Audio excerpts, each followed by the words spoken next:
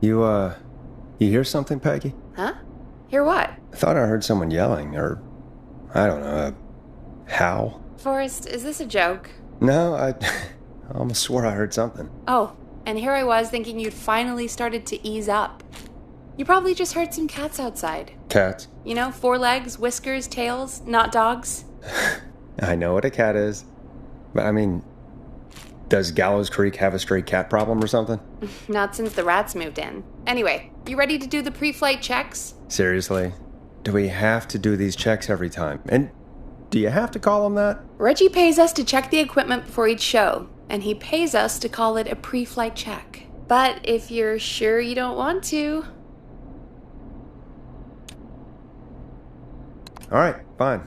Let's get through this. Alrighty, this is your captain speaking.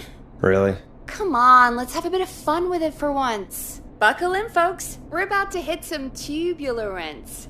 Let's start with record playing. Okay.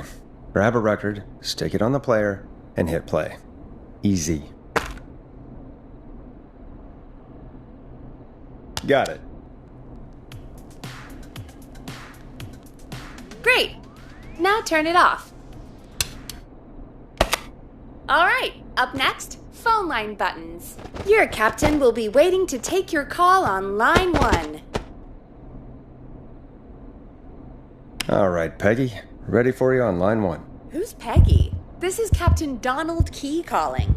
Call me Don. You get it? Yeah, it's a riot. Great, and button 2 works just the same. So, let's move to the Peggy button. You mean the producer line? Like I said, the Peggy button. Press it when you need my help during the show. Is there a Peggy mute button? They haven't invented it yet. Now come on. The Peggy button is the 3rd one on the phone line. I labeled it for you.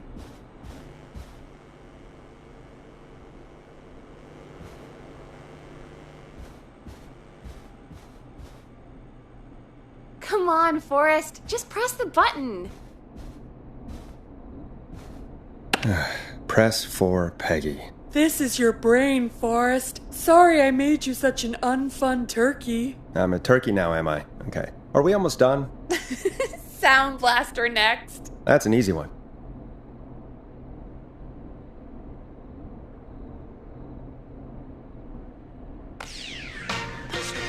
There we go. Always good for a cheap laugh. Alright, we're almost done. Just the volume sliders left. These should let you affect pretty much everything. But let's test it with a record.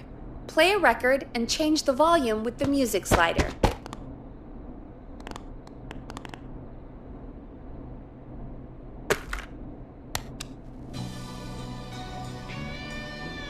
All right.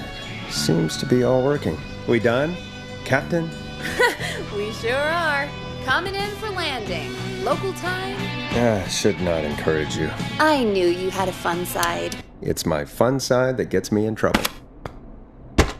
Now, let's get the show started. After your introduction, our first segment is Guess That Scream. I thought that was a joke. Nope, and don't blame me for this one. It's Reggie all the way, and he demands we do it tonight.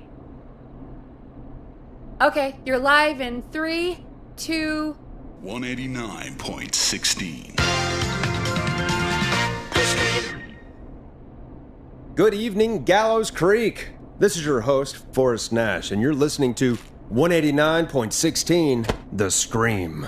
Before we start taking your calls tonight on Gallows Creek's only late-night phone-in talk show, I need to let you know about a special competition we have for you this evening. Guess That Scream. This is actually one of the station manager's better ideas. Here's how it works. I'm gonna play you a scream, then you call and guess that scream. We need you to guess why they're screaming. Did they stub their toe, saw off a finger, or discover the corpse of a loved one? That's good. Now, Forrest, hit them with the tape. We'll play that scream in just a second. Listen close, and then call in to guess that scream. Peggy, what do you mean play the tape? I used to have a tape guy do that for me. You're not in Chicago anymore, Forrest. Here in Gallows Creek, you get to be your own tape guy. Come on, I gave it to you yesterday. Forrest, you do have the tape right. You knew we were doing this tonight. Peggy, let's be real. Guess That Scream is a terrible idea. No, I don't have the tape. It may be a stupid idea, but that doesn't mean it can't be fun. We're going to need a scream tonight, Forrest, and you're the one at the mic, so...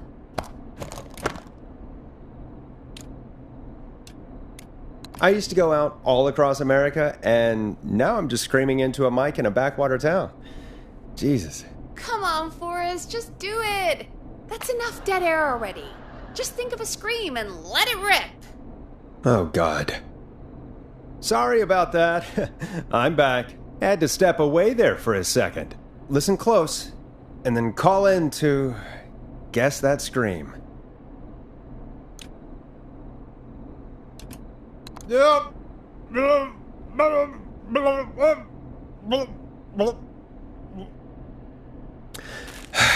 Well, folks, there you have it.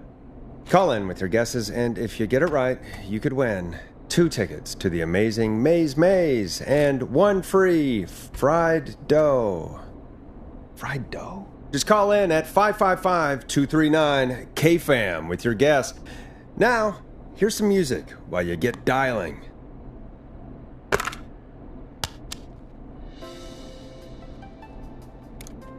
It's David Scopo with Moonlight. Oh, God, Forrest, that was amazing! Thanks. I can't wait to hear what people think that was. How the hell did I get into this mess? Lighten up, Forrest. That's gonna be the highlight of my week.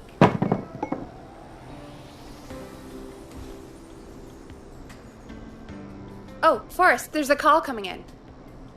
Okay, Forrest, shut the music off.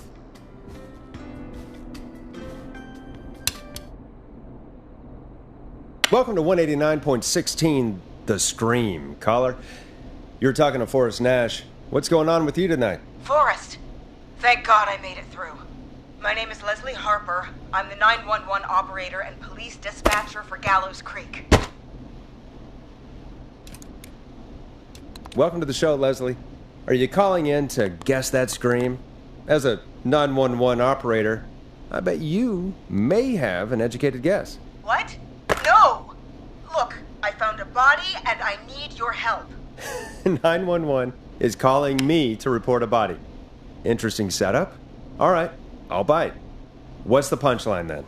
Forrest, I recognize her voice. I'm pretty sure that actually is our 911 operator.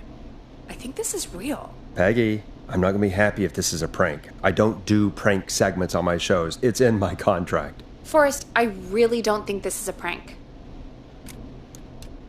Leslie, if you're telling the truth, you should report this to the sheriff. What was his name? Sheriff Andrews or whatever? I'm at the sheriff's office right now. Wait, what? Sheriff Matthews is dead. What? Sheriff Matthews is dead? I couldn't get any response from the department. That's never happened before, so I came to the station and I found him. Oh, God, poor Sheriff Matthews. Do you know what happened to him? Someone got him. Someone got up very close and I really don't want to say what they did to him. Did he fight back? I don't know. I think he tried. He's surrounded by bullet casings.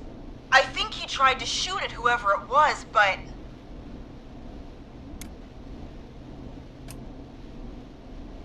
Well, is anyone else at the station? Anyone who can help you? Or who might be responsible? No. I checked everywhere. Deputy Martinez is here, but she's knocked out, tied up, and locked in a holding cell. I called you right after I found her. God. Wait. Please don't tell me that this hick town only has 2 cops. Don't be ridiculous. We have 3. But Officer Gunderson is on leave in Cancun. Leslie, do you have any idea who could have done this? Not a clue. I didn't see anything on my way over. Leslie, you need to call over to Henderson or Quiet Ridge. They need to send someone over from their department. I tried, but I can't call anything but local numbers. Something's wrong. I'll have to go there myself. Let them know what's going on and bring help back with me. But if you leave while there's a murderer on the loose, who's gonna man the emergency line? That's why I called. Forrest, I've routed all 911 calls to come in to you.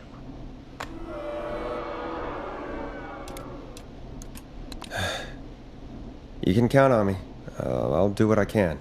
Thank you, Forrest. You're the only person with experience manning a phone line around here. You're the only person equipped for the job. Besides, there are lots of transferable skills between the two.